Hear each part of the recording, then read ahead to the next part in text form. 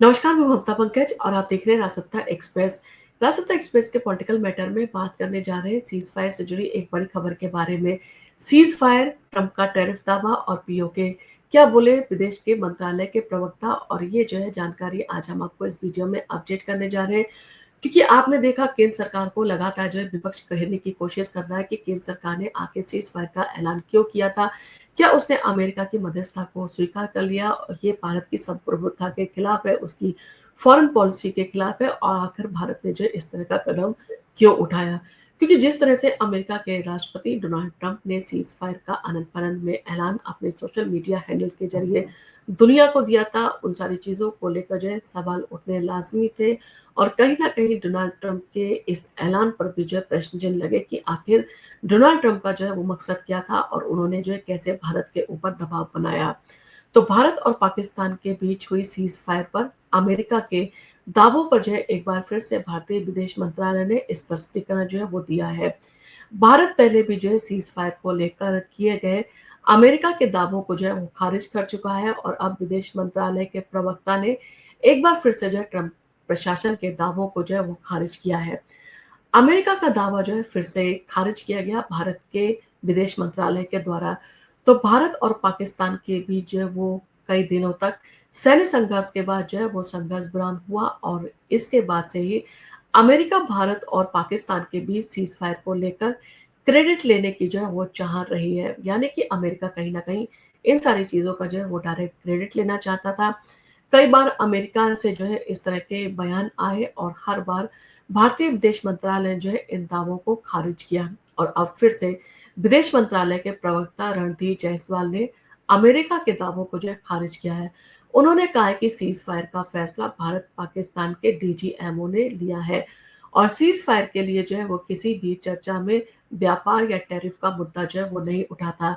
जिस तरह का दावा जो है वो अमेरिका के राष्ट्रपति डोनाल्ड ट्रंप जो है लगातार करते आए हैं कि मैंने दोनों देशों से जो है वो ट्रेंड की बात कही थी और कहा था कि मैं टैरिफ को जो है दोनों देशों के ऊपर काफी कम कर दूंगा। लेकिन जिस तरह से जो है विदेश मंत्रालय ने अपना स्पष्टीकरण दिया है उससे साफ तौर पर जो है साफ होता है कि डोनाल्ड ट्रंप के ये दावे जो है कहीं ना कहीं झूठे हैं। इसके साथ ही पीओके पे जो है वो जायसवाल ने अपना स्पष्टीकरण भी दिया है। तो विदेश मंत्रालय के प्रवक्ता रणधीर जायसवाल ने कहा कि पाक अधिकृत कश्मीर यानी कि पीओके को लेकर जो है वो बात तो उन्होंने की है। और जिस तरह के देश के प्रधानमंत्री नरेंद्र मोदी ने भी कहा था कि अगर पाकिस्तान से बात होगी तो अब पीओके को लेकर ही होगी। तो रणधीर जायसवाल ने जो है वो कहा है कि जम्मू कश्मीर पर जो है वार्ता तभी होगी जब पीओके खाली हो जाएगा और पाकिस्तान हमें जो है क्षेत्र सौंप देगा।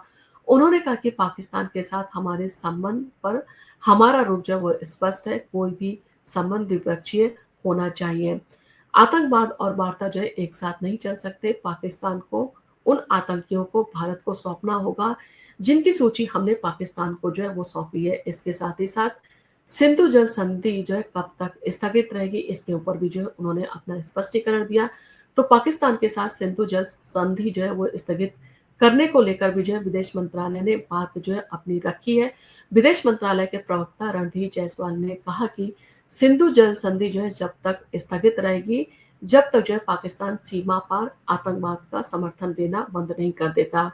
विदेश मंत्रालय के प्रवक्ता ने जो है वो पीएम मोदी के जो है आतंकवाद पर वार्ता जो है वो एक साथ नहीं चल सकती वाले बयान को जो है कोट किया।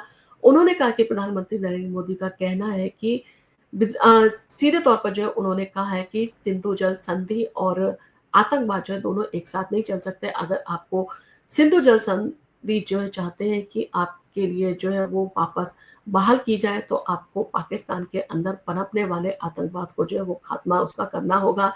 जो भारत ने जो है वो सूची सौंपी है उन आतंकवादियों को भारत को जो है सौंपना होगा। यानी कि विदेश मंत्रालय के प्रवक्ता ने जो है पीएम मोदी के आतंक और वार्ता एक साथ नहीं चल सकती वाले बयान पर जो है वो जोर देते हुए उसे कोट करते हुए कहा कि पाकिस्तान से आतंकवाद और व्यापार एक साथ जो है नहीं चल सकते। और यही रूप जो है आपने देखा विदेश जो हमारे मंत्री हैं उनका भी जो है रहा था, और हमारे होम मिनिस्टर का भी जो है यही रुख रहा है। और इसी के साथ हमारे रक्षा मंत्री जो है उन्होंने भी जो है इसी बात को दोहराया है। तो कहीं ना कहीं भारत का रुख स्पष्ट है। अगर पाकिस्तान अपने घर के अंदर आतंकवाद को पनपने से जो है वो नहीं रोकेगा, और भारत के साथ अगर इसी तरह की जो है उसकी वारदातें चलती रही तो भारत इन सारी चीज़ों को लेकर जो है वो कोई भी फैसला नहीं लेगा, और सिंधु जल संधि जो है लगातार स्थगित रहेगी।